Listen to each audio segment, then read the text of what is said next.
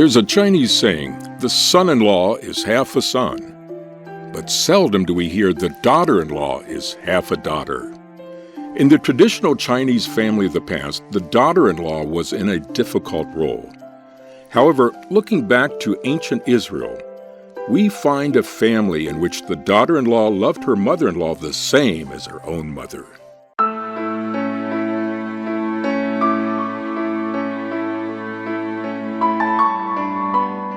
In the old days, famine was an unstoppable, chaotic event.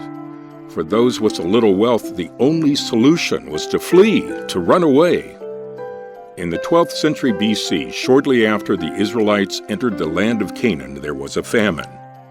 And a man named Elimelech from Bethlehem in Judah took his wife Naomi and 2 sons to escape the famine and travel to Moab. The 2 sons later married Moabite women.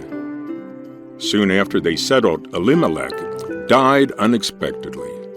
10 years later, the 2 sons also died, and the family was sadly left with 3 widows. At that moment, when Naomi heard in Moab that the Lord had come to the aid of his people by providing food for them, she and her daughters-in-law prepared to return home from there.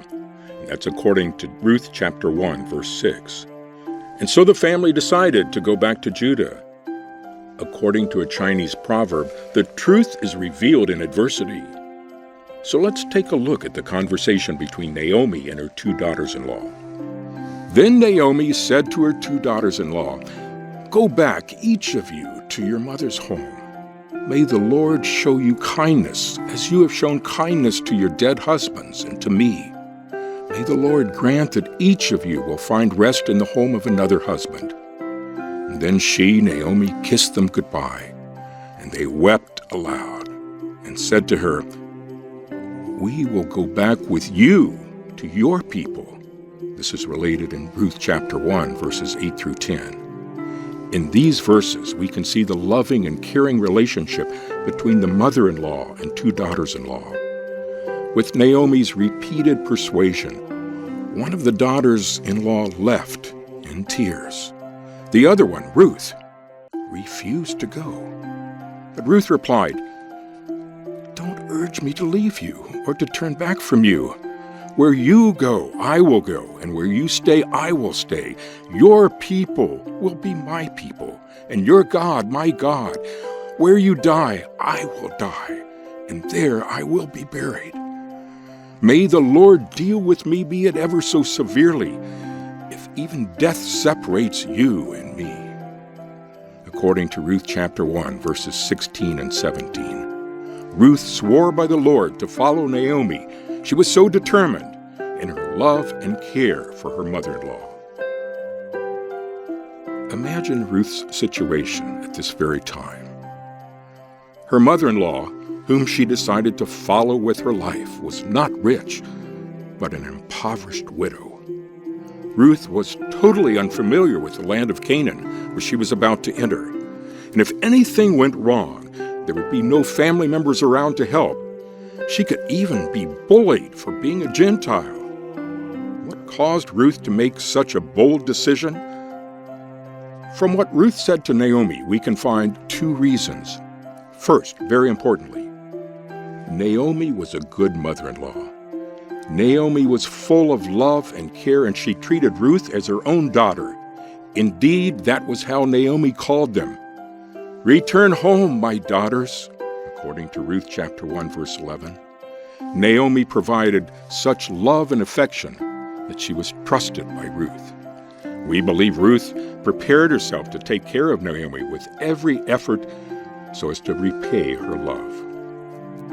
A more important factor was that Ruth had learned about the true God Jehovah worshipped by the Israelites from Naomi's family. Ruth was wise enough to realize that Jehovah was completely different from the idols and the false gods she had worshipped since childhood. The rituals of the Moabites to worship false gods were both adulterous and cruel, whereas Jehovah requires his worshipers to be holy, loving, and righteous like him. Ruth had apparently converted to the true God Jehovah under the guidance of Naomi. Otherwise, she would not swear by the Lord. Ruth truly believed that Jehovah was real and trustworthy.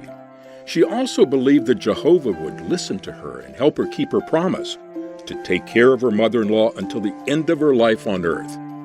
However, little did Ruth know that her decision to stand by her mother-in-law would bring Naomi and herself such incredible and wonderful blessings.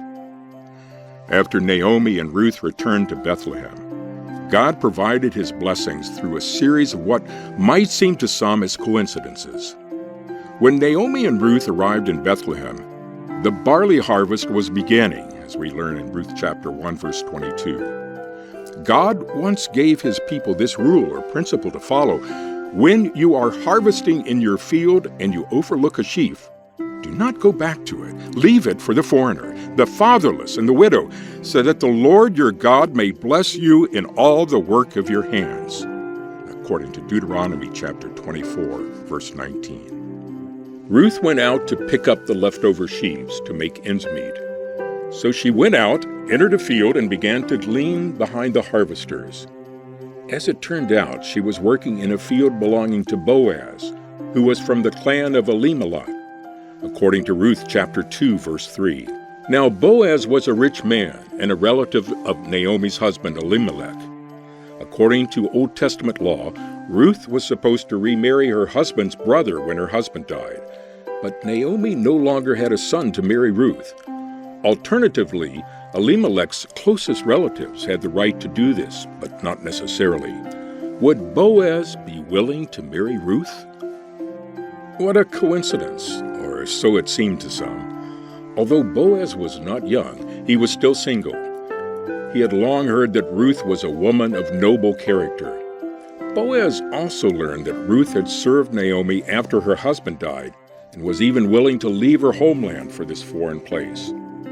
When Ruth followed Naomi's instructions to let Boaz know that she wanted his shelter, Boaz readily accepted and quickly took care of all matters related to the law. So Boaz took Ruth and she became his wife. When he made love to her, the Lord enabled her to conceive, and she gave birth to a son. It's according to Ruth chapter 4, verse 13. They named the child Obed. It's written in Matthew chapter 1, verses 5 and 6. Boaz, the father of Obed, whose mother was Ruth, Obed the father of Jesse, and Jesse the father of King David. What an honor it was to be the ancestor of King David and to be a member in the Lord Jesus' fleshly family tree. As we review Naomi's family, we see the chain reaction of love stimulating love. Naomi first loved Ruth, which brought Ruth to love Naomi. This then brought Boaz to admire Ruth and love her. And because the family loved each other and respected and feared God, they were greatly blessed by Jehovah. Today, we are living in a much, much different world. Even in today's world, family harmony can be jeopardized by tensions between a mother and her daughter-in-law. A wonderful solution is to take Naomi's family as our role model, and may we let the chain reaction of love stimulating love take place in our families and homes.